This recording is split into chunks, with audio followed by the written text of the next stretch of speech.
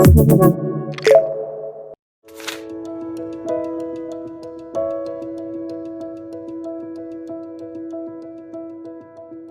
dia a todos, sejam muito bem-vindos a este nosso evento que chama Diálogo Abrig, da Associação Brasileira de Relações Institucionais e Governamentais, com a presença da nossa presidente, a Carolina Venuto. É um prazer nosso poder conversar com vocês sobre os desafios empresariais e governamentais para a retomada da economia e do desenvolvimento social, nesse cenário que todos estamos sentindo sem contorno e ainda muito a se estabilizar. O meu nome é Edgar Ussui, eu sou associado da Abrig e sou sócio da Integra Relações Institucionais e Governamentais, uma consultoria que tem atuação principalmente aqui no sul do país. Em nome da Abrig, eu agradeço os nossos convidados, a deputada federal Carmen Zanotto, o presidente da FEComércio, o presidente Bruno Breithaupt, o presidente da CAT, Associação Catarinense de Tecnologia Iomani, e a Monique, que é nossa parceira associada à Abrig também, é gerente de Relações Governamentais da Tigre.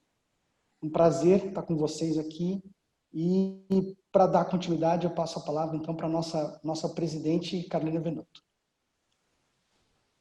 Muitíssimo, Edgar. Muito obrigada também aí o Bernard nos ajudando com a consultoria técnica aí para a realização do evento e, óbvio, muito obrigada pelos convidados que vão poder falar um pouco aqui conosco e para os outros que estão de ouvintes. Para mim é uma honra muito grande estar aqui hoje realizando esse debate. A Abrig é o resultado da união de pessoas físicas e jurídicas interessadas em desenvolver, ampliar e melhorar a atividade de relações institucionais e governamentais. Estar na Abrig é aderir a regras rígidas de compliance e integrar uma relevante rede de relacionamentos que atua pelo diálogo entre o público e o privado, contribuindo para o debate de políticas públicas e promovendo também a carreira de RIC. Vamos começar aqui já direto fazendo uma pergunta para a nossa convidada, a deputada federal Carmen Zanotto. E acho que é até bom a gente começar com ela. A gente tinha pensado em começar com o senador, mas acho que vai ser até mais produtivo, porque, sem dúvida, a deputada está acompanhando muito de perto, né? A deputada preside a comissão que acompanha os desdobramentos aí da pandemia.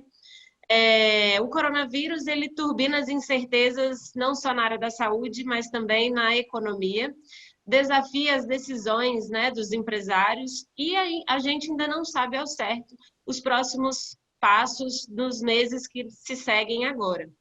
Então, eu gostaria de ouvir um pouco a deputada Carmen Zanotto, que é a relatora dessa comissão externa que acompanha as ações de prevenção de emergência sanitária, para que ela possa contar para a gente um pouquinho sobre as medidas que ainda precisam ser tomadas e quão distante estamos do controle dessa pandemia.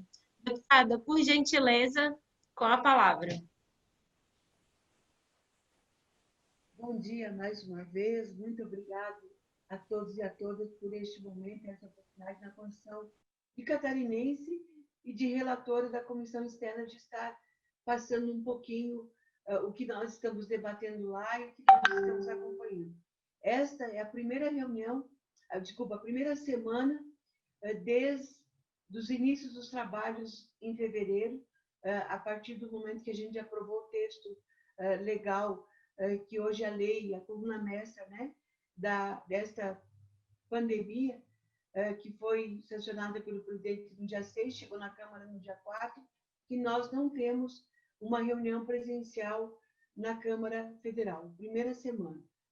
Nós já tivemos 82 reuniões temáticas, ou seja, reuniões tratando dos vários assuntos, desde a questão da falta e da necessidade dos EPIs até o fortalecimento da indústria, e a última delas foi na semana passada, discutindo mais uma vez a questão da retomada às aulas, que é um momento importante que a gente já está vivendo no país como um todo.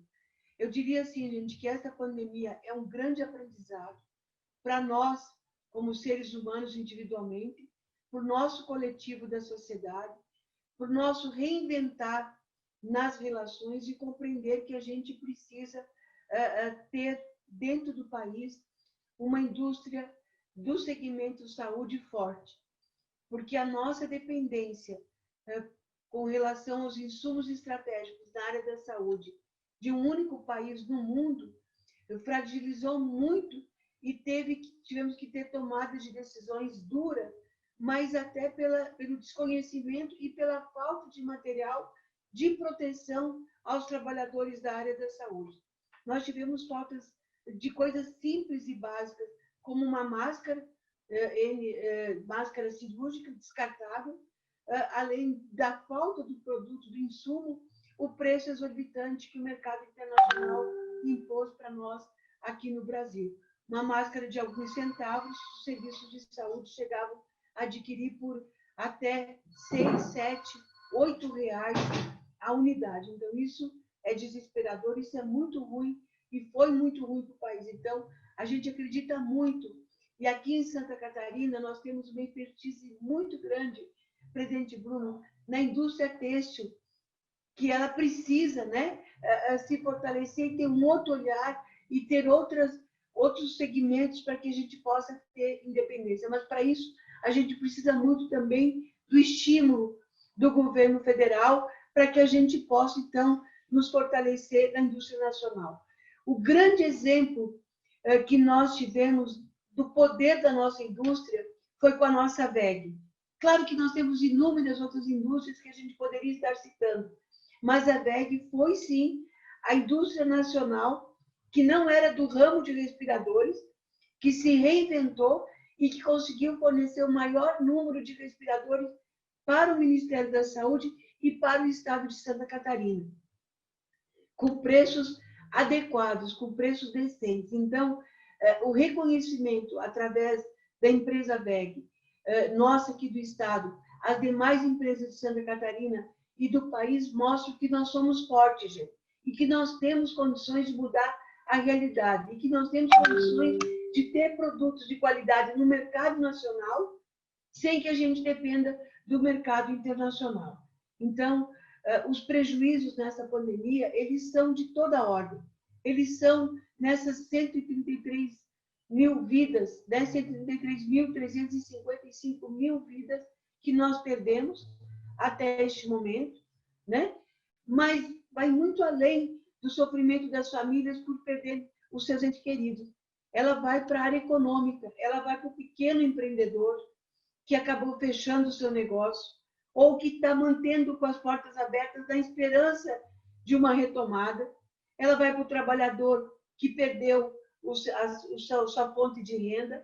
Ela vai para o médio empresário e para o grande empresário. Então, eu não tenho dúvidas de dizer que todos perdemos com essa pandemia e cada um numa determinada proporção, mas todos nós perdemos. O que nós temos de muito bom e muito importante, gente? O Brasil, e a gente precisa se orgulhar disso, sabe? Muita gente diz assim, mas esse SUS, nós temos o maior programa mundial de imunização. O nosso PNI é que está fazendo com que essas grandes indústrias, esses grandes laboratórios procurem o Brasil para poder fazer a pesquisa na fase clínica. Então, além de termos pesquisadores que precisam ser reconhecidos, porque nós negligenciamos em muito o orçamento para ciência e tecnologia no Brasil, em todas as áreas, ou a gente segura esse orçamento contingenciado através, por exemplo, do fundo do Ministério de Ciência e Tecnologia, e a gente já debateu isso lá também, contingenciado, em vez de disponibilizarmos para que a gente possa fazer pesquisa em todos os segmentos. Então, a valorização dos nossos pesquisadores, eu acho que vai ter um outro olhar a partir desta pandemia, e o nosso Programa Nacional de Imunização. Nós temos duas grandes fundações, tanto o Instituto Butantan, em São Paulo, quanto a Fiocruz. E, gente, assim, ó, se um dia vocês tiverem a oportunidade de ouvi-los, mas mais do que ouvi-los, entrar lá dentro, a gente vai conseguir compreender. E olha que eu tenho uma caminhada na área da saúde de alguns anos, mas é uma outra sensação, você que pegou o frasquinho de vacina numa sala de vacina da cidade da gente para imunizar um cidadão e você vê todo aquele processo das vacinas que nós temos por esses dois institutos. A Rússia não tem capacidade de produção. Eles até poderão ter a vacina testada e disponibilizada, mas eles não têm capacidade interna de produzir. Eles vão depender da gente para conseguir disponibilizar também para o resto do mundo ou de outros laboratórios para poder, após testada e comprovada a sua segurança e eficácia, eles vão depender do Brasil também para isso, né? Então, esses dois institutos, a gente precisa olhar como um patrimônio nosso mesmo, um patrimônio nacional que precisa ser fortalecido.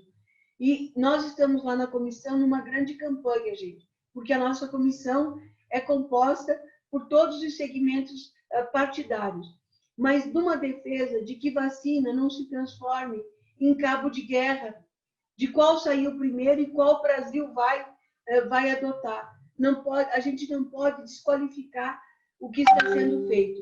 E o que aconteceu com a nossa vacina, que está um pouco mais avançada, que é da AstraZeneca com a Universidade de Oxford, que está sendo pesquisada e deverá ser, também ter transferência de tecnologia para a nossa Fiocruz, aquela parada, gente, para mim, mostrou a preocupação dos pesquisadores e o compromisso deles com a nossa população e a população mundial. Ou seja, uma reação diferente para tudo. Vamos analisar, porque a gente precisa colocar isso com segurança. Nunca se desenvolveu uma vacina com tanta rapidez no mundo. E essa pandemia está exigindo isso por quê? Porque a nossa economia, a retomada com segurança dela, está associada, sim, a termos uma vacina com qualidade. Porque nós estamos reduzindo os números de internamentos, mas os números de óbitos, por exemplo, ontem foram 1.090 óbitos registrados. Ele ainda não caiu na quantidade que a gente precisa, né?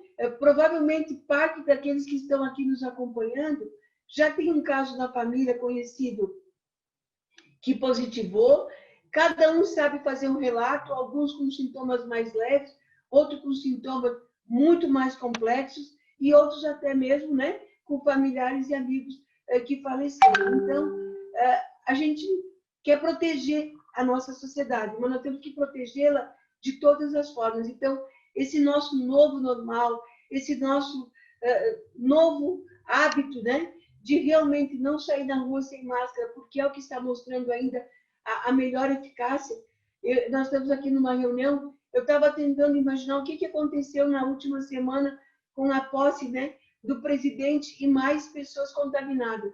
Provavelmente, gente, o que acontece? Nós podemos estar facilitando na hora do cafezinho, sabe? Porque na hora do evento todo mundo fica de máscara, mas a gente, e se a gente for parar para pensar, a gente comete isso nos nossos ambientes de trabalho. A gente acaba tomando o cafezinho próximo do outro, né? Ou a água, conversando, e naquele momento a gente facilita, que é o grande risco e é provavelmente o que pode estar acontecendo, que pode estar explicando as pessoas estarem ainda se contaminando, porque a gente compartilha a mesa. Quando a gente compartilha a mesa, a gente tem os familiares que estão fora de casa trabalhando, né? E acaba também trazendo isso para dentro de casa. E os estudos, eu acredito que ali na frente podem mostrar isso, que a contaminação pode ser muito maior, não nos ambientes de trabalho, mas nos ambientes internos, né? Na comemoração do aniversário. Eu tenho conversado muito com as universidades e tenho dito para elas o seguinte: nós vamos ter muita pesquisa, muito estudo para comprovar nossos erros e nossos acertos. Mas o que tem de bom, gente? A gente acredita, sim, que nós já chegamos no platô, que nós já estamos na espiral descendente, né? E que devagar a gente vai até a gente ter vacina, retomando todas as nossas atividades com todos os cuidados necessários. Agora, para isso tudo ainda, a gente vai precisar de muita unidade. Parlamento, governo, setor produtivo, trabalhador e os que estão em casa.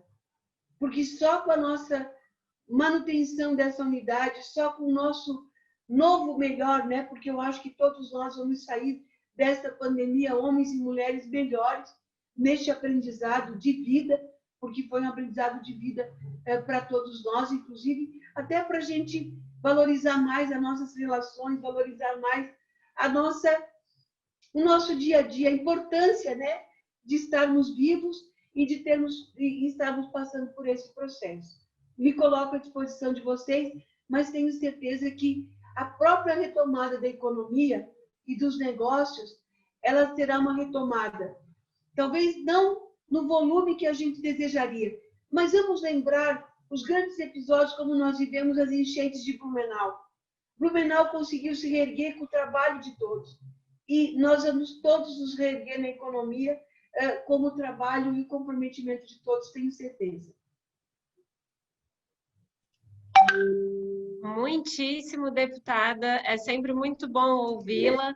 E, sem dúvida, a senhora está fazendo um trabalho excepcional aí na comissão, a gente acompanha o trabalho da senhora, e o nosso objetivo aqui também é poder lhe trazer também como que a sociedade, os setores, todos da economia estão sentindo, né? E poder a gente aqui fazer essa troca de experiências, como a senhora falou, chegando num denominador comum em como todos nós poderemos ser melhores e sairmos melhor disso.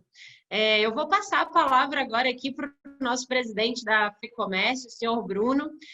Bruno, eu não vou nem me atrever a falar o sobrenome do senhor, depois você me ensina como que é, mas o que eu queria que você comentasse aqui para a gente é como que está aí em Santa Catarina, se o senhor acha que a região está preparada para uma retomada, e como está sendo a retomada dos negócios, do comércio e do emprego em Santa Catarina. Na opinião do senhor, como o setor produtivo e o poder público podem trabalhar para reverter rapidamente essa situação? Senhor Bruno, por favor, fique à vontade com a palavra. Muito obrigado, Carol. Cumprimentar a todos que estão na sala. Nós, aqui em Santa Catarina, a partir do mês de maio, nós começamos uma recuperação em termos dos nossos negócios, com índices superiores à média nacional.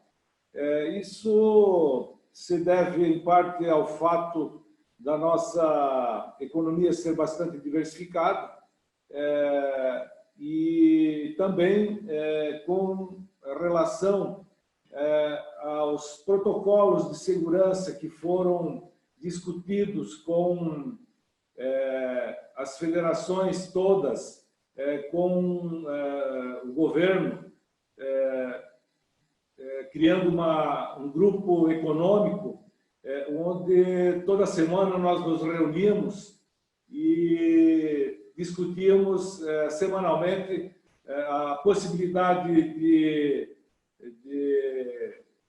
algumas atividades poderem iniciar com mais tranquilidade as suas atividades, observando sempre os protocolos de segurança.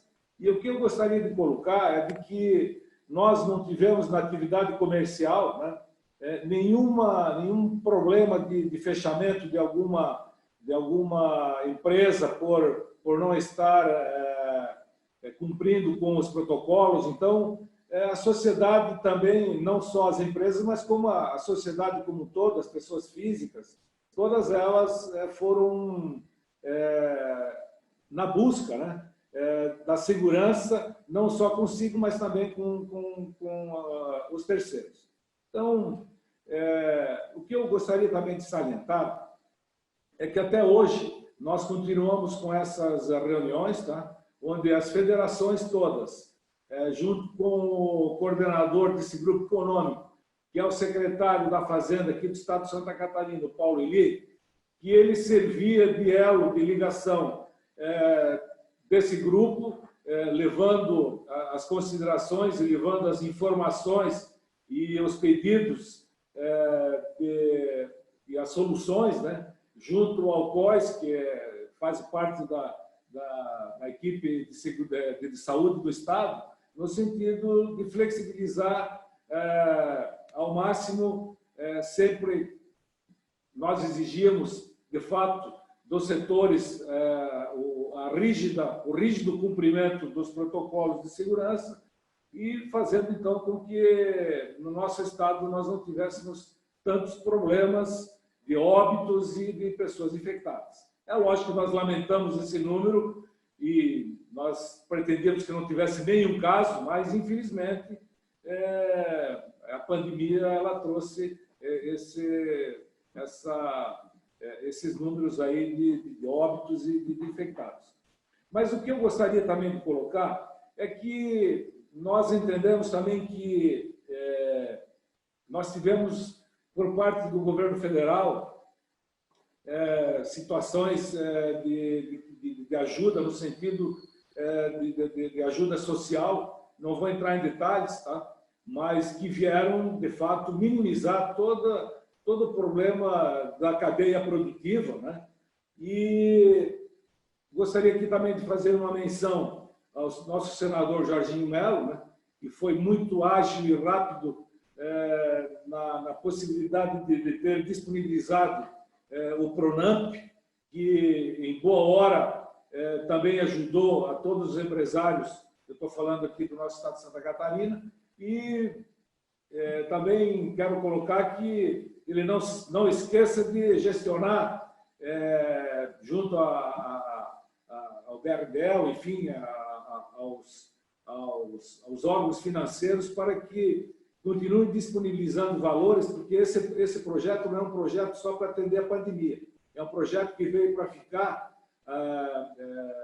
oferecendo ao micro e pequeno empresário soluções de recurso independente de pandemia. Então, um projeto muito bem feito e aprovado aí com a sugestão do nosso senador Jorginho. Mas eu também, falando no Estado, eu gostaria também de dizer que, graças a crédito, não digo que nós tivemos condição de atender a todos, mas razoavelmente conseguimos atender a muitos empresários e nós empresários, através de mudanças que foram necessárias para a nossa atividade, através do delivery, através das vendas online, nós rapidamente conseguimos superar as maiores dificuldades já desde o início do fechamento das nossas atividades. Eu gostaria também de colocar que no nosso estado, para que a gente possa, com mais rapidamente, sair desse problema econômico e financeiro trazido pela pandemia. O governo do estado, através do secretário da Fazenda, do Paulo, ele tem sido incansável na busca de novas empresas que, através da simplificação e da diminuição da burocracia com relação à instalação de empresas no nosso estado, aquelas empresas que importam, aquelas empresas que precisam manter depósito no nosso estado, propiciando assim um movimento maior dos nossos 5 portos do nosso estado. E também defendemos, né, de que há uma necessidade de contínuo investimento na infraestrutura, em estradas, em rodovias, para que, de fato, nós consigamos proporcionar à vinda dessas empresas aqui em nosso estado a intensificação dos negócios,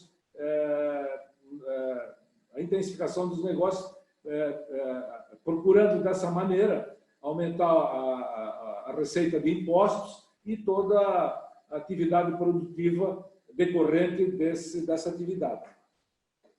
Agora, já que está aí a Carmen e o Jorginho, né, eu faria uma sugestão a nível federal. Fala-se muito em desoneração dos tributos na área trabalhista, em função também da reforma trabalhista. O cuidado que nós devemos ter com essa reforma trabalhista para que não reflita no aumento de carga tributária. E a desoneração dos tributos na área trabalhista, no sentido de de propiciar às empresas a admissão com maior rapidez daquele volume de pessoas hoje que não têm acesso ao trabalho. Então, e também, sem dúvida, uma reforma administrativa aí a nível de país, né? No sentido de que não só nós, mas outros estados também possam, de uma maneira mais rápida, diminuir todos aqueles prejuízos e os problemas que vieram com a pandemia. Era isso que eu tinha colocado. Muito obrigado, Carol. Muito obrigada ao senhor Bruno. Já ressaltou a importância também da nossa atividade de relações institucionais, que é exatamente levar a informação qualificada, né, que o senhor comentou, para subsidiar aí os tomadores de decisão. Sem dúvida, isso está sendo fundamental para que a gente consiga sair dessa crise de saúde e crise econômica, né? Eu gostaria agora de falar sobre um outro setor muito importante também no estado de Santa Catarina, que é o setor de tecnologia. E para isso eu vou já chamar o nosso convidado, presidente da ACAT, Associação Catarinense de Tecnologia, o senhor Iomani. Senhor Iomani, o setor de tecnologia em Santa Catarina representa hoje 5,9% do PIB. É o terceiro estado no país que mais emprega no setor, o que já o torna uma expressiva força matriz do estado. Qual está sendo o impacto gerado pelo coronavírus neste setor e como a tecnologia pode apoiar os demais setores da sociedade e o poder público? Antes de passar a palavra ao Ian, eu vou só compartilhar com todos que estão nos ouvindo que podem deixar perguntas aí no nosso chat. Ao final, a Monique vai fazê-las para os nossos convidados. Senhor Iomani, por favor, com a palavra. Olá, bom dia a todos. Obrigado, parabéns aí pelo evento e que bom que a gente está conseguindo aproximar o governo e a sociedade civil organizada para ter esse tipo de diálogo. Bem, sobre o impacto que as empresas de tecnologia tiveram, né, não é uniforme, elas estão intimamente relacionadas ao setor econômico que a empresa de tecnologia atende. Então, eu separo essas empresas em 3 grandes blocos, né? O primeiro bloco foi as empresas positivamente afetadas, as empresas que estavam intimamente conectadas com a mudança de comportamento de consumo. Então, aí as empresas que fornecem soluções para e-commerce, logística, tudo que está relacionado a relacionamento com o cliente. Então, isso foi positivamente impactado. Tivemos empresas que cresceram, triplicaram de tamanho, inclusive, e até receberam investimento durante a própria crise. Aqui em Santa Catarina, pelo menos 3 empresas tiveram investimento de capital nacional ou estrangeiro anunciado durante a crise. Esse é o primeiro bloco. O segundo bloco foram as empresas que também tiveram que fornecer tecnologia para essa adaptação, né? Videoconferência, infraestrutura em casa, um conjunto de segurança mínimo. Também, daí foram empresas que foram positivamente afetadas e até por setores extremamente analógicos que tiveram que se digitalizar. Então, a gente viu aí concessionárias tendo que se reinventar, se relacionar com o seu paciente à distância, construtoras, imóveis planejados, realmente uma mudança de comportamento, um segundo grupo de empresas positivamente afetadas. E o terceiro grupo de empresas positivamente afetadas está relacionado a aspectos regulatórios que já havia tecnologia disponível, mas ainda não, por algum marcador regulatório, não era possível fazer. Então, aqui o sistema de segurança de assinatura de documentos, sistemas cartorários, que agora nós podemos fazer até translado de escritura digital, assinatura de documentos e tudo mais. E na área médica, né, o Brasil teve um passo importante, apesar que eu particularmente espero que não seja somente temporário, que é o fato da telemedicina. A telemedicina é um grande dificultador para o Brasil de democratização de acesso à saúde. É uma coisa muito ruim para um país continental. Ainda para fazer uma renovação de receita, você tem que estar na frente do médico. Falo isso porque eu tenho uma avó de 93 anos e ela tem que ir ao médico a cada 45 dias para renovar uma receita, uma coisa que pode ser feita à distância. Então, essas empresas também conseguiram ser afetadas positivamente. No aspecto onde foi afetado não tão positivamente ou até negativamente, estão as empresas de tecnologia relacionadas intimamente à economia ainda muito afetada, hotelaria, turismo, entretenimento. Então, esse grupo de tecnologia ainda passa uma dificuldade bastante grande. mas com certeza aí, como já foi falado pela deputada, nós já passamos pelo pior e o cenário agora é de total retomada. E como o setor pode apoiar, né, os diversos setores, a tecnologia pode apoiar. Nós fizemos aí, até fomos às indústrias, né, tentar identificar desafios, principalmente no aspecto de segurança sanitária, que foi criado e várias soluções se tornaram interessantes, desde testagem rápida. Santa Catarina tem várias empresas, uma em destaque nacional, que conseguiu desenvolver um teste coletivo para poder viabilizar a retomada do trabalho e foi muito usado aqui pela indústria catarinense. Outro aspecto está relacionado à rastreabilidade das pessoas. Então, aqui na nossa capital, nós temos uma plataforma onde cada pessoa pode usar um QR Code quando vai no estabelecimento e conseguir depois ser notificado.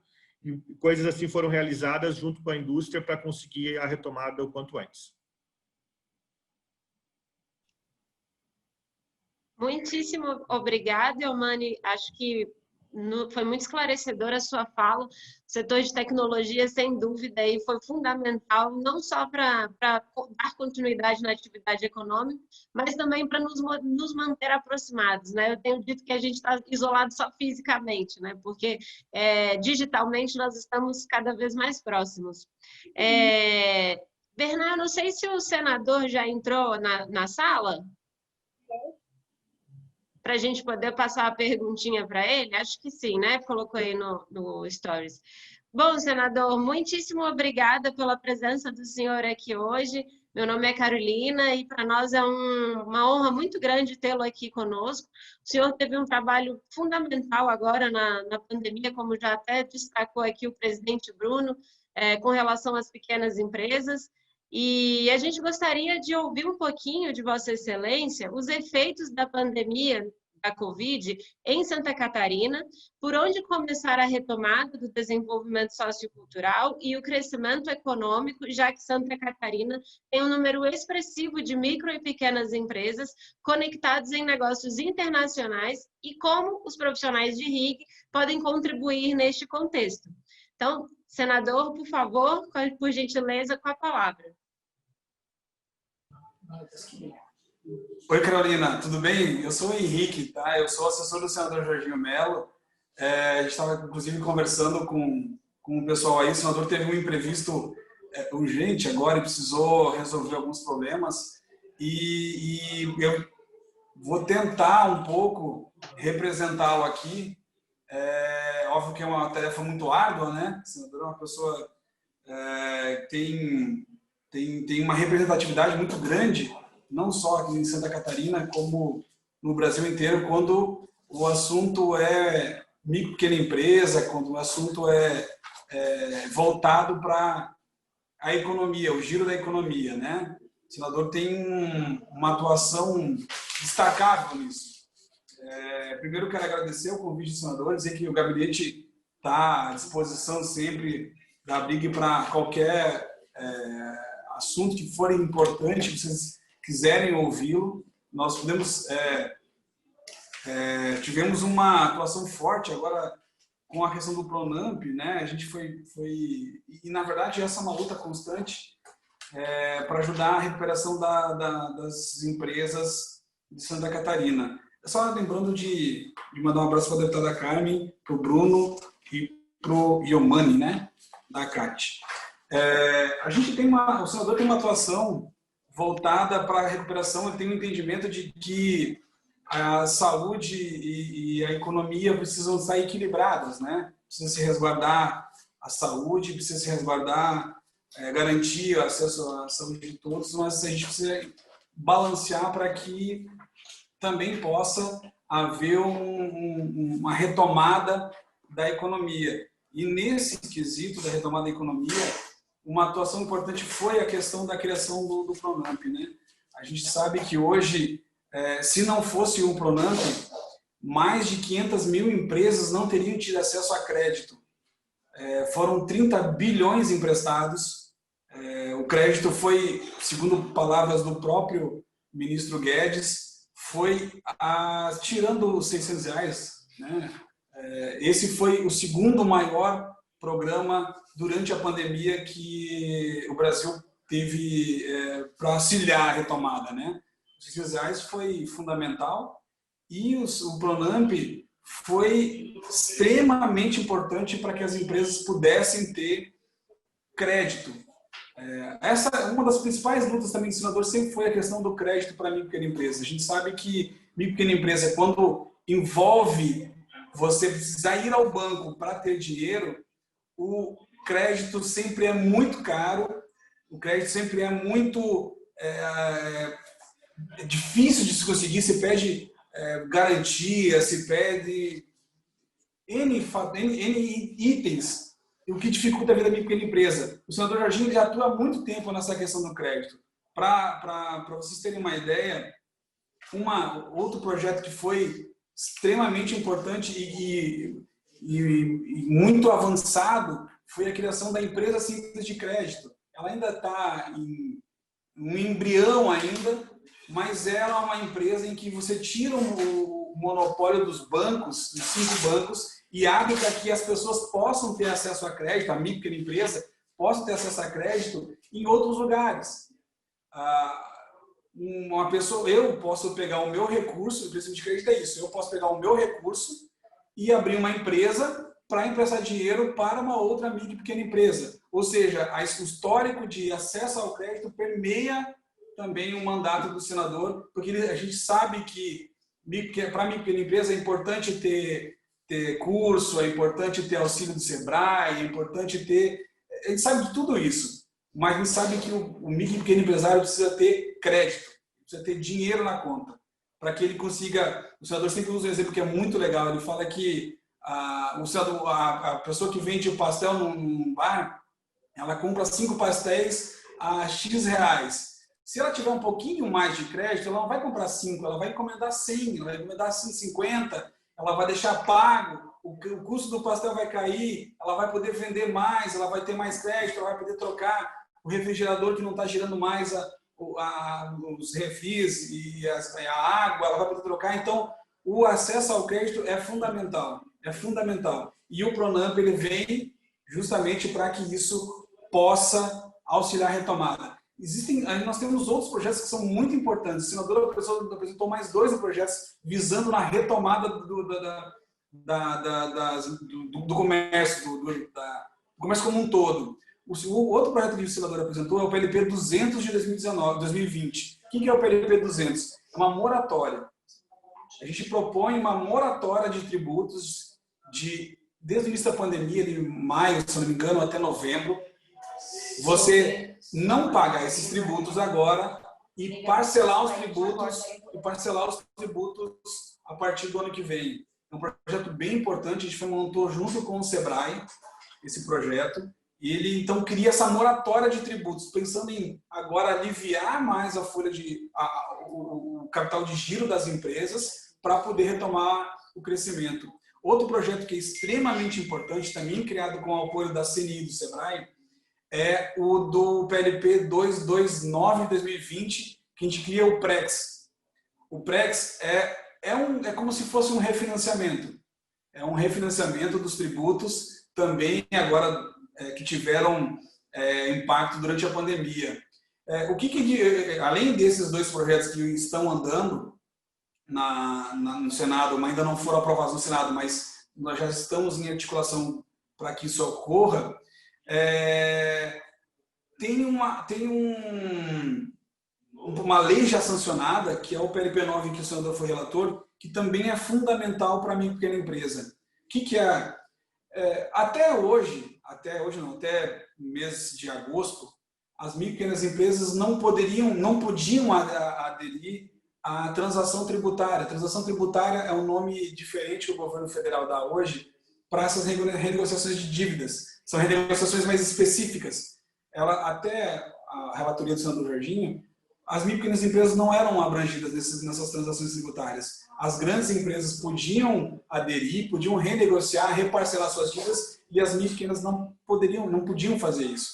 E a gente conseguiu, através de uma articulação muito grande com o governo Bolsonaro, eles foram favoráveis, nos ajudaram a montar o texto, inclusive, conseguimos propiciar que agora as empresas possam aderir a essas transações. Aí a pergunta, mas o que difere essa lei que já existe da transação do refis que a gente apresentou. As empresas, as micro empresas, já tinham um histórico de crédito, de dívida muito grande. Elas já estavam muito endividadas. O que a pandemia fez foi apenas mostrar o tamanho do problema que as micro empresas já enfrentavam há muito tempo. O que a transação tributária faz? Ela permite hoje, um exemplo que está em aberto hoje que as microempresas podem fazer, é renegociar apenas as dívidas que foram criadas agora durante a pandemia. Não dívidas para trás, não dívidas anteriores. E o PREX é um refinanciamento de todas as dívidas. É para você colocar a sua empresa de novo em dia.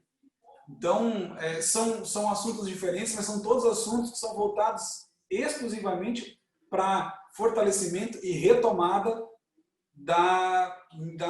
do emprego, da economia em Santa Catarina e no Brasil como um todo, né? Então, esse é um apanhado curto.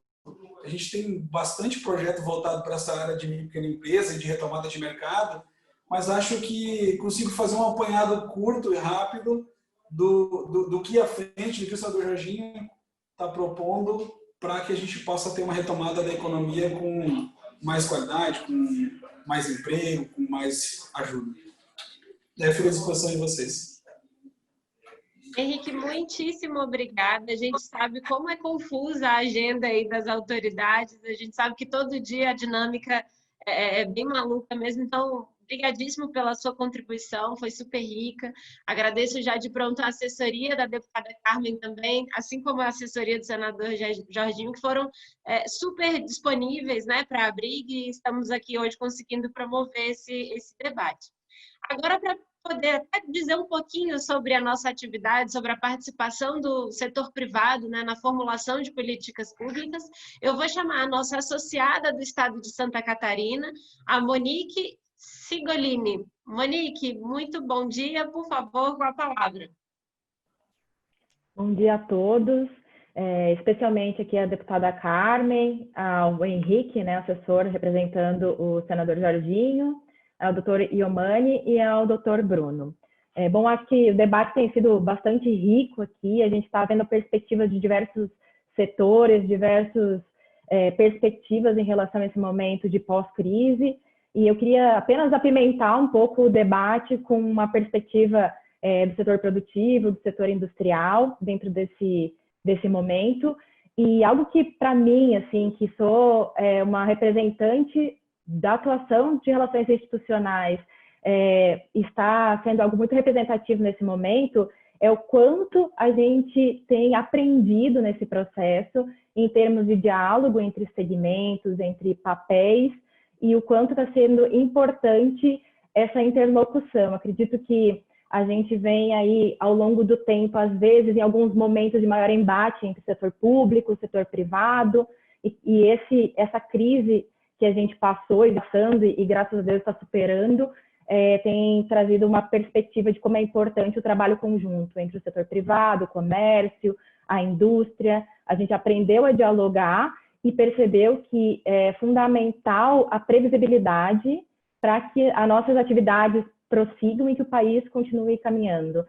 Do ponto de vista da indústria, a gente teve uma abertura muito grande dos governos no âmbito federal, estadual e no municipal para o diálogo, para a construção conjunta, o entendimento do cenário que estava sendo tomado de decisão dia a dia, porque viemos em um momento onde as decisões foram todas pautadas em uma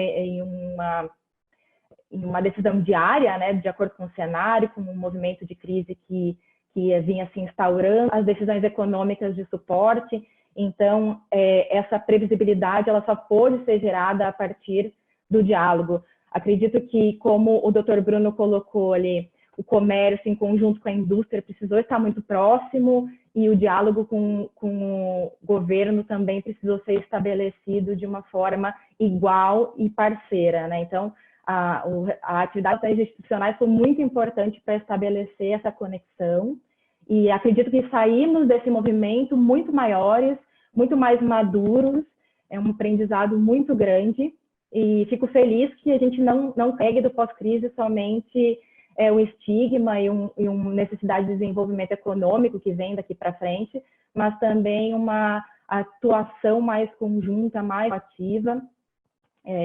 Então, o que eu queria deixar de recado aqui nesse momento é realmente quanto a atividade de relações institucionais se movimenta e cresce nesse pós-crise, tanto no estado de Santa Catarina quanto em toda a federação, né? Muitíssimo obrigada, Monique, pelas suas palavras. Eu queria dar a oportunidade também para o Edgar, que é nosso associado também. Edgar, se você quiser dar uma palavrinha sobre essa perspectiva, né, do profissional de RIG, que é esse tradutor, esse intérprete aí de como a sociedade está sentindo, não só a pandemia, mas como as políticas públicas de uma forma geral. E aí, na sequência, a gente volta para a Monique fazer as perguntinhas. Já vou soltar aqui, Edgar, uma provocaçãozinha para você falar, se possível, da regulamentação da nossa atividade, que é tão fundamental. Carol, obrigado pela oportunidade.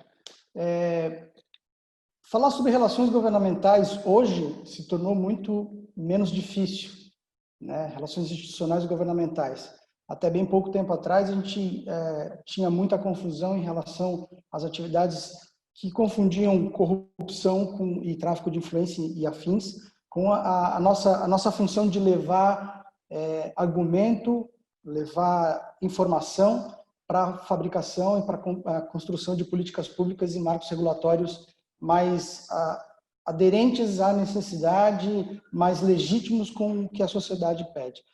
Hoje tem sido a mais maturado essa nossa atividade, a gente está conseguindo construir pontes muito importantes para que a gente consiga o que eu acho que é o que move todo agente de RIG, de relações governamentais, que é quando a gente bota a cabeça no travesseiro e sabe que a gente passou o dia trabalhando e conseguiu contribuir com o amadurecimento da democracia, e a gente influencia a vida de milhares de pessoas que não nos conhecem e não vão nos conhecer, mas a gente faz o nosso papel ajudando aos nossos representantes, as pessoas que a gente escolheu para nos representar, a desempenhar o papel deles, que é inimaginável que a deputada Carmen, o senador Jorginho e quaisquer outro mandatário consiga dar conta do tamanho, da quantidade de informações que se tem que ter, com a profundidade que se tem que ter para construir políticas públicas e legislações boas. O direito é vivo, né? A sociedade se muda o tempo todo. E esse nosso papel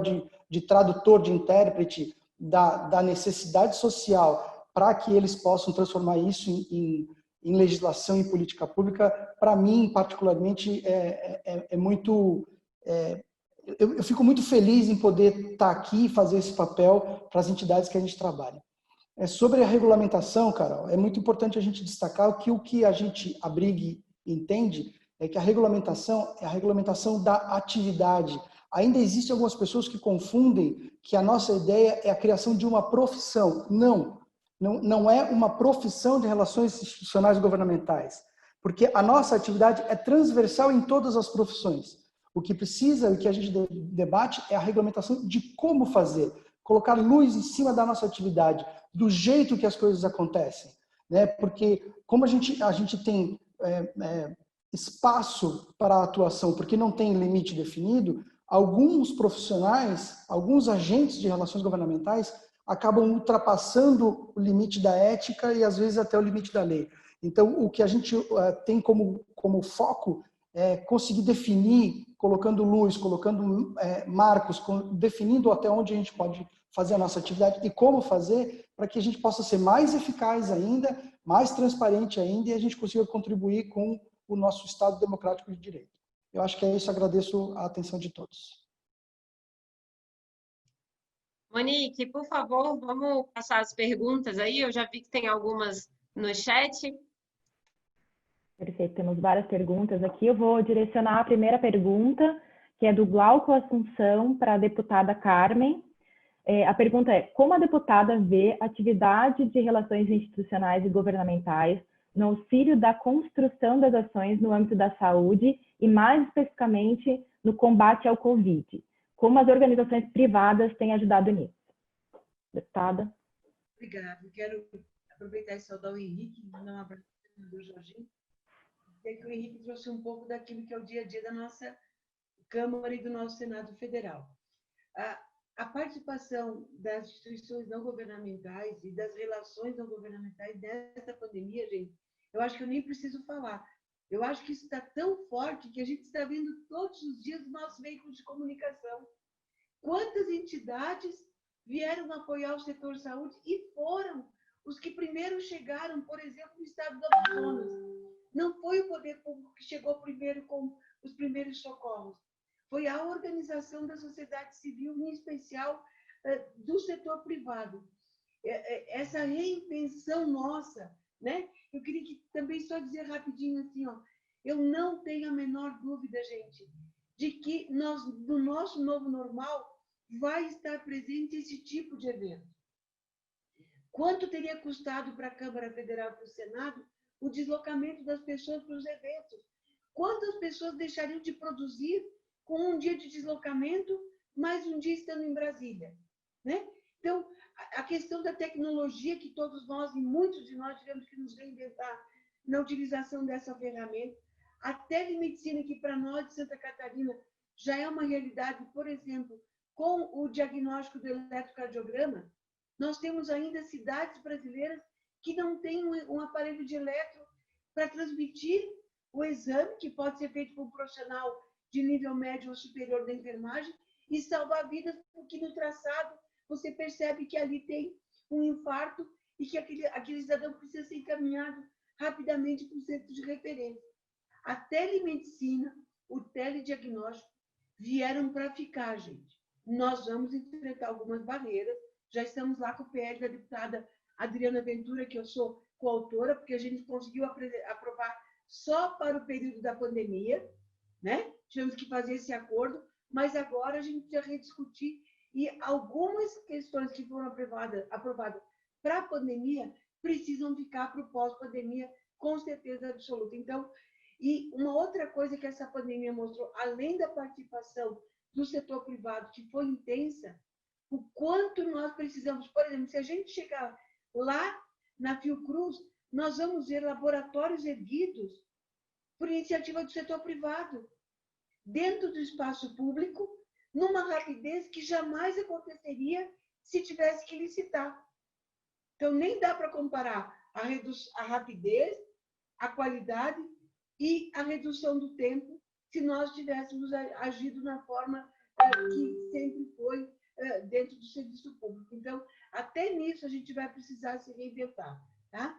E os vazios assistenciais, gente. Só vou dar um exemplo. O sul do país, nós tivemos, é claro, mais tempo para nos organizar, porque a pandemia chegou aqui depois, Carol. Mas se nós compararmos Paraná, Santa Catarina e Rio Grande do Sul, com relação aos desenhos assistenciais de saúde, esses desenhos assistenciais de saúde tiveram impacto direto na redução do número de óbitos para cada 100 mil habitantes. A média dos 3 estados do Sul está em 30 óbitos para 100 mil habitantes. Se nós compararmos ao Rio de Janeiro, são 90 óbitos para 100 mil habitantes. Quando a gente chega lá em cima, essa diferença é muito maior. Então, isso tudo também nós precisamos de quem? Da tecnologia, para compartilhar uma dúvida clínica. Nós precisamos do terceiro setor para ajudar efetivamente. E aí eu queria fazer uma pergunta, a pergunta vai daqui para lá agora. Se nós já temos, e me desculpe o desconhecimento, se nós já temos iniciativas legislativas na Câmara e no Senado para a gente regulamentar a atividade de agentes de relações institucionais. E se temos, em que caminho está? Se for só na Câmara, eu iria dar uma sugestão, Henrique. E Bruno, que você conhece também o nosso senador Jorginho, que nós tivéssemos uma iniciativa no Senado, que anda mais rápido, e aí, quando chega na Câmara, fica pensado as iniciativas que a gente tem na Câmara, porque já foi votado no Senado. Porque a gente precisa fortalecer isso nesse momento. E é esse momento do nosso novo normal que a gente precisa enfrentar esses desafios com esse olhar do quanto a escuta que a gente tem que ter, a escuta daquilo que vem de vocês, pode se transformar em textos legais para a melhoria da nossa sociedade como um todo. Então, não vê isso como uma coisa pejorativa, mas sim uma situação de uma atividade que venha agregar valor a tudo aquilo que se faz para um Brasil melhor.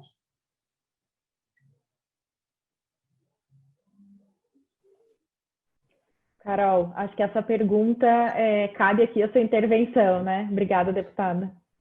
Tá ótimo, Monique. Deputada, a gente tem a alegria de compartilhar com a senhora que já existe um texto em tramitação, é o PL 1202, ele é de 2007, então imagina como essa discussão ela já é antiga, mas a senhora sabe que a demora da tramitação não foi de toda ruim, porque durante esse longo caminho a gente conseguiu fazer debates mais maduros, a gente conseguiu colher contribuições da experiência de outros países. O texto inicial do projeto 1202 era muito semelhante à legislação norte-americana, que é de fato onde é o berço, né, da regulamentação da atividade de lobby. No entanto, no próprio Estados Unidos, essa norma já foi revista, porque ela era fundada num excesso de burocracia.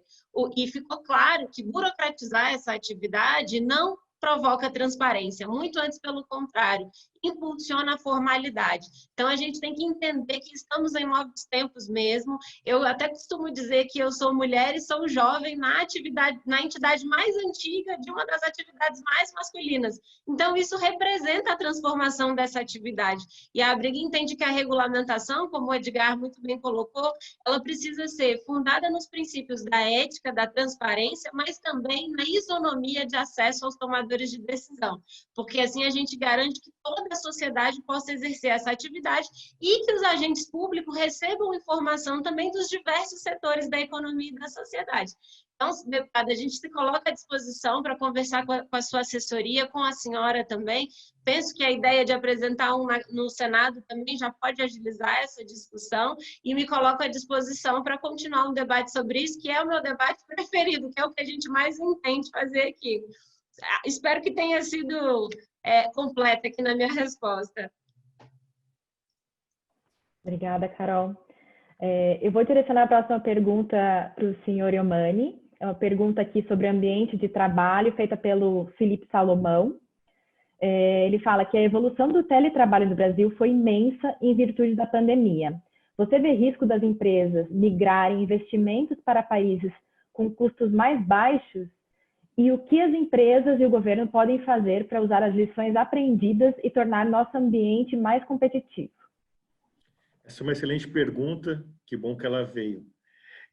Queria dar um dado alarmante para todos aqui, não sei se vocês sabem que do ensino médio público de educação, de cada 100 alunos que iniciam o ensino médio brasileiro, somente 3 vão concluir o ensino superior. Apenas 3% de conclusão. O setor de tecnologia demanda uma mão de obra especializada. Então, e a pandemia, né, a crise sanitária, na verdade, ela acelerou a transformação digital, a mudança da adoção tecnológica, que vai acabar fazendo uma migração acelerada de alguns tipos de trabalho para os trabalhos que exigem a mão de obra mais qualificada. Então, o Brasil tem que ficar muito atento que ainda nós somos uma população jovem, nós temos uma quantidade de jovens, cerca de 23% da população ainda em formação hoje, que essas crianças frequentem o ensino técnico ou o ensino superior para conseguir ser empregável. A grande preocupação que eu tenho aqui é que, se isso acontecer, o Brasil, hoje com 12 milhões de desempregados, quase 13 milhões, ele tem uma grande chance de tornar um país adulto. Daqui a pouco nós estamos envelhecendo a uma taxa 2 vezes mais rápido que a Europa, e daqui a pouco seremos adultos. Não é que seremos desempregados, teremos adultos empregáveis por conta da toda a adoção tecnológica que está sendo feita. Então, daqui a pouco a indústria realmente não vai conseguir mais empregar essas pessoas. E daí, na pergunta que está colocando, sim, hoje, na verdade, o Brasil, o problema de mão de obra especializada é um problema global. O Brasil já sofre hoje assédio e ataques, né? Ataques no bom sentido, assédio em grandes empresas americanas e europeias, pegando a nossa mão de obra especializada e morando lá. Durante a pandemia, esse processo acelerou pelo teletrabalho. Então, nós identificamos, inclusive, empresas europeias direcionando vagas para a cidade de Florianópolis, contratando, pagando em euros, que a pessoa ficasse aqui. Se a gente não fizer a lição de casa, com certeza, o setor tem demanda. Hoje, para vocês terem ideia, só no setor de tecnologia catarinense tem mais de 1.000 vagas em aberto, e nós não conseguimos preencher por falta de mão de obra. Tá? Então, se não acontecer isso, outros países estão fazendo. Índia, Paquistão, China estão fazendo. Então, de fato, se a gente não fizer a nossa lição de casa, corremos sim o risco de ter uma migração, né, que essa mão de obra pode ser alocada em qualquer lugar do mundo, grande parte dela, e daí, obviamente, que grande parte da riqueza dessa indústria vai embora. Um dado que eu queria trazer também é que o setor de tecnologia, como tem uma mão de obra mais especializada, tem uma média salarial quase 3 vezes que a média nacional. Então, a tecnologia, a mão de obra especializada, ela pode ser usada como um grande instrumento de equidade social. Se a gente fizer a lição de casa e conseguir empregar bem esses jovens, a gente vai conseguir ter uma sociedade mais justa através do trabalho, que é, na nossa opinião, o melhor caminho que se tem e não da maneira que hoje é feito, né? A gente não tem o investimento adequado, nem o total adequado, né? Talvez a gestão toda da educação no Brasil, e está intimamente relacionado com a saúde, né? Acho que saúde e educação hoje são os grandes desafios desse país, e a gente corre sim o risco de ter um apagão de mão de obra e se tornar uma nação menos competitiva. Obrigada, doutora Iomani. Acho que um ponto muito importante e sensível aqui para o desenvolvimento não só do Estado, mas do nosso país. E nesse sentido, eu vou trazer uma pergunta aqui do senhor Leonardo Regis, para a deputada Carmen, também atrelado em questão de desenvolvimento, investimento e até mesmo, porque não, mão de obra.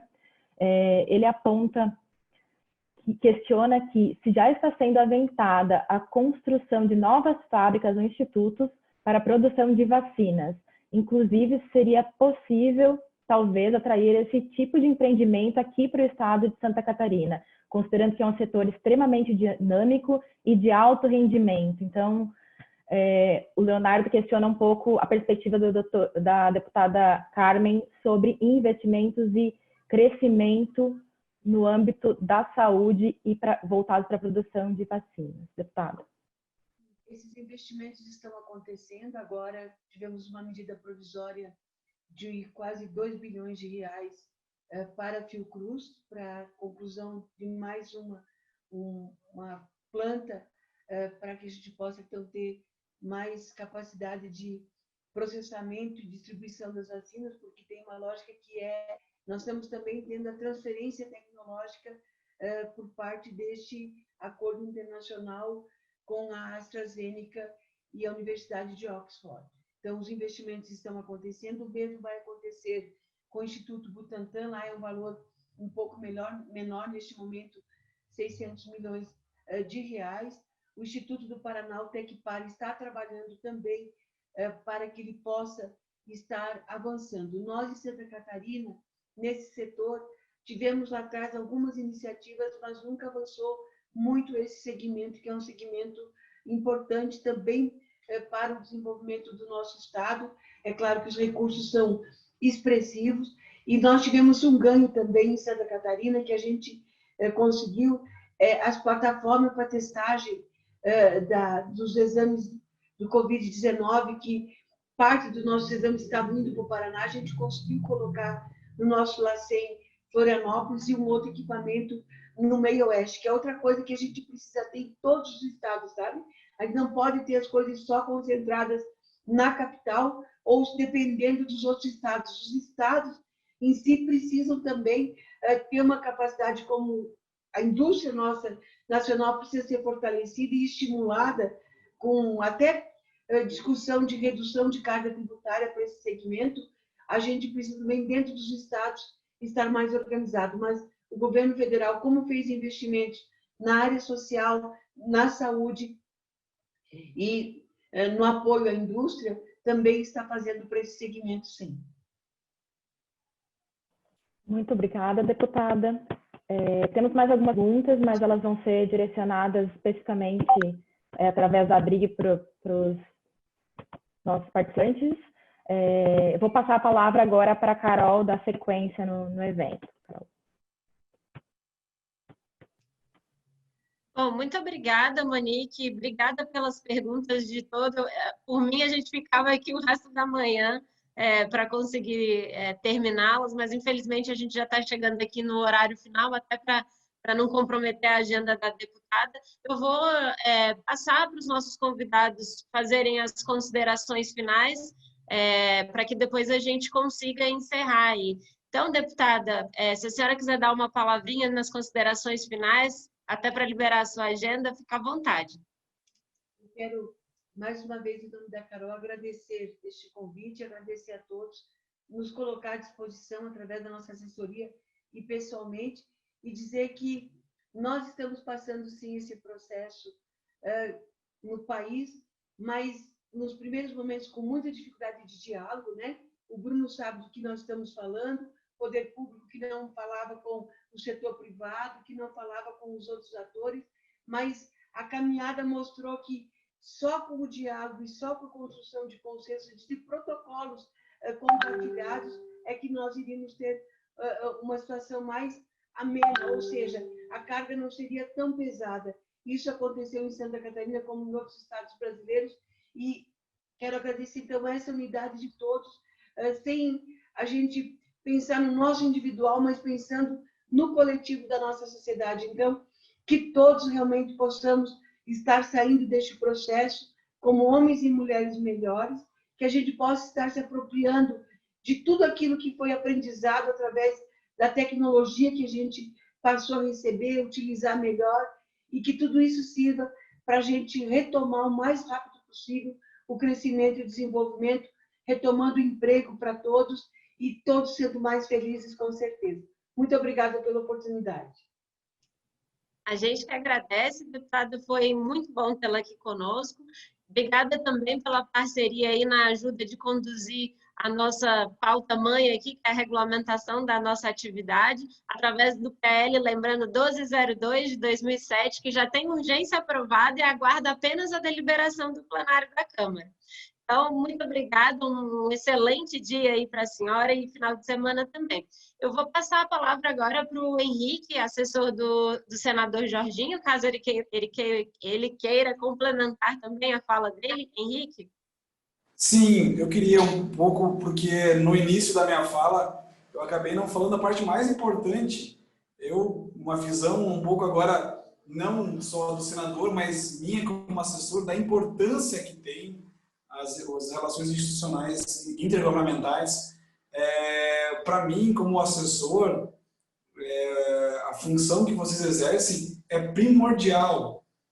Primordial. Eu tenho uma relação extremamente boa com o SEBRAE, que faz uma função relacionada com essa, com a CNI, com a ABRUC, e vocês nos trazem sempre as demandas que são importantes para aquelas atividades e além da demanda em si, normalmente já nos traz o que é preciso fazer.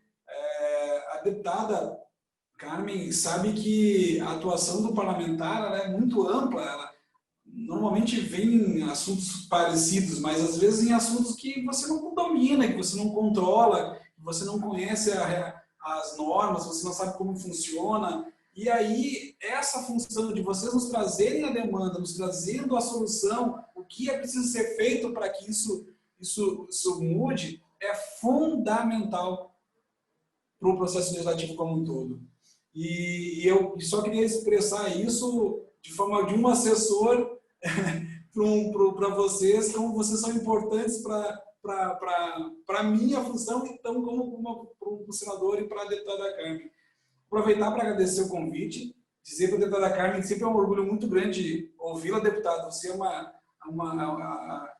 Vossa Excelência é uma expoente quando se fala em saúde, não só para Santa Catarina, para o Brasil inteiro. Eu sempre aprendo muito ouvindo a senhora.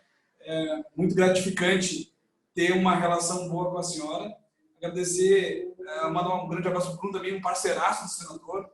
A FEComércio é fundamental, a gente está diariamente ou semanalmente conversando com o pessoal aqui em Santa Catarina, discutindo os assuntos, vendo o que é preciso fazer para a gente auxiliar a retomada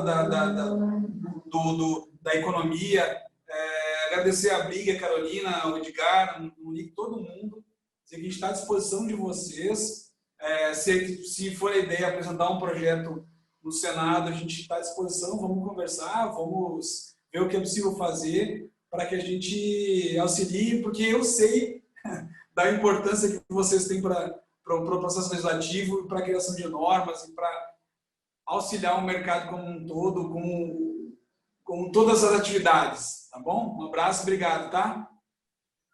A gente que agradece, Henrique. Sem vocês também a gente não conseguiria trabalhar, principalmente nesse momento de isolamento, que a gente não consegue acessar as casas. Então, toda a assessoria das duas casas legislativas tem colaborado muito conosco no exercício da nossa atividade. E muito obrigada também por colocar o gabinete à disposição de pensarmos e trazermos soluções para esse debate da regulamentação da atividade de RIG. Nós vamos mandar o nosso material sobre o assunto, tanto para o vosso gabinete quanto para o gabinete da deputada. E agora, para falar suas considerações finais, eu vou chamar o presidente da FEComércio, o senhor Bruno. Bruno, por gentileza. Eu gostaria de agradecer a presença de todos, mas eu gostaria de me referir à deputada Carmen e ao Henrique, que leve ao Jorginho, dizendo que os avanços que nós tivemos nessa época difícil, 6 meses, ela só foi conseguida em função do diálogo.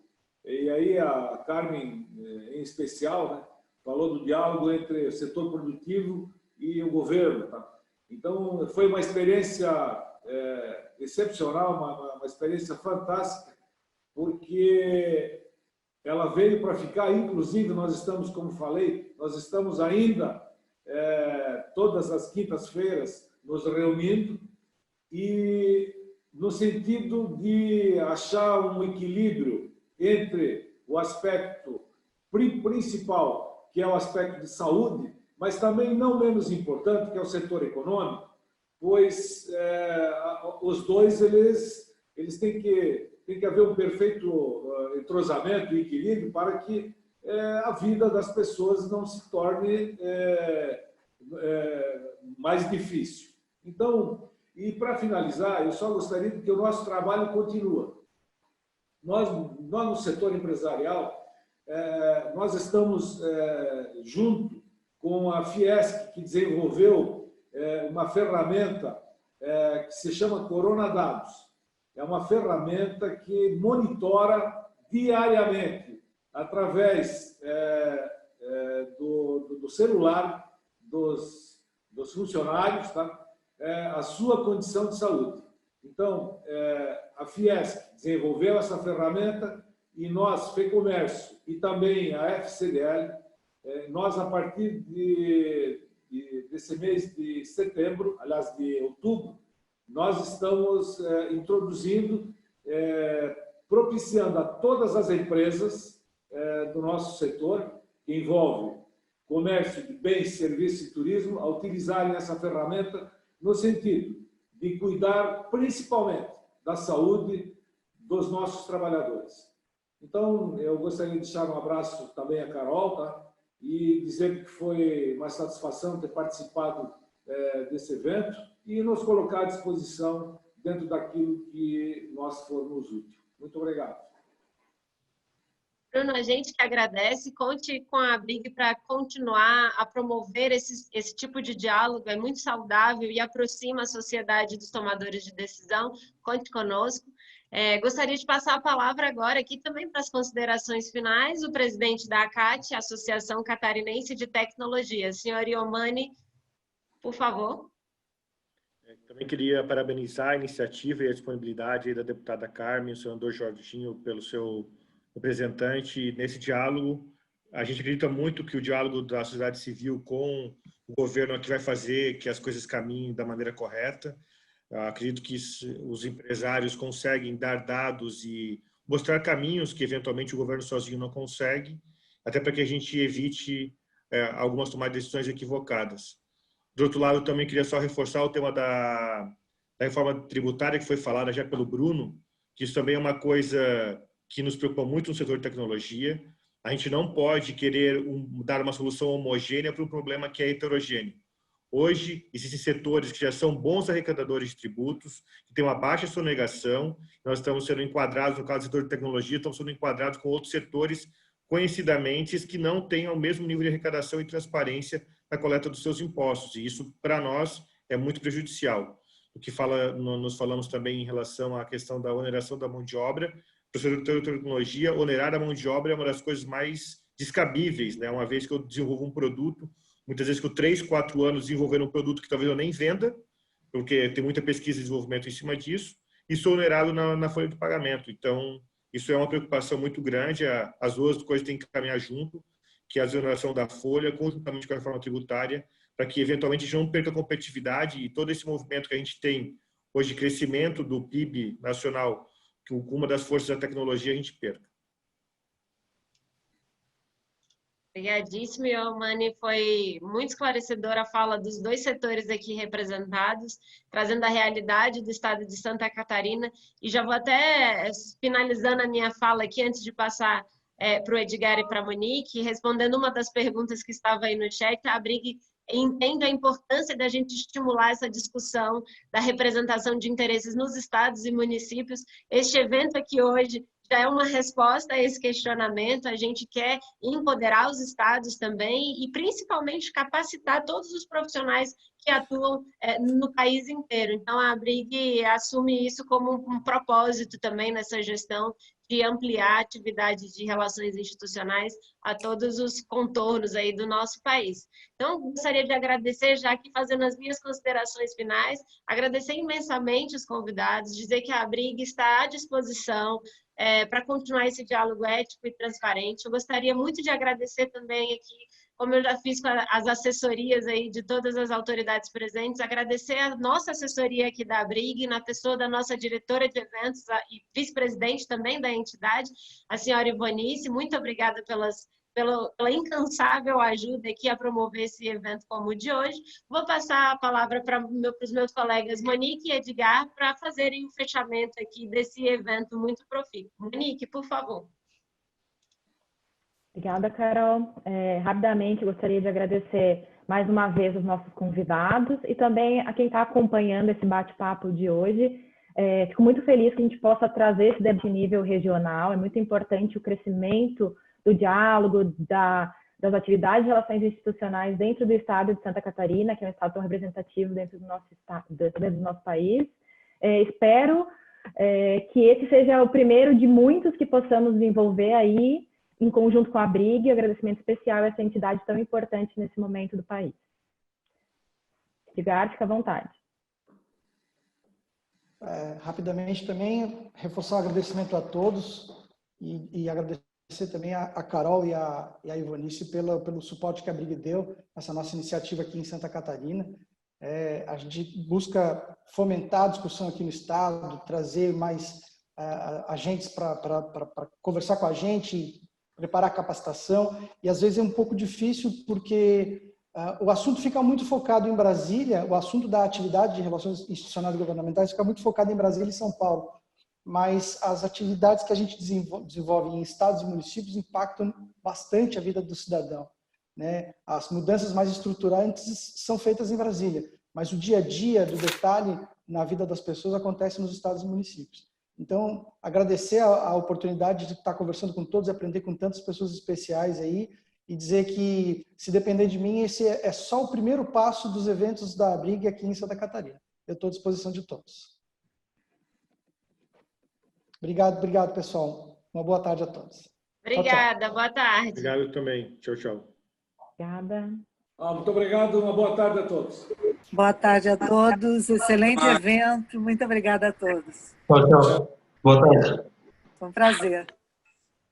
Boa tarde.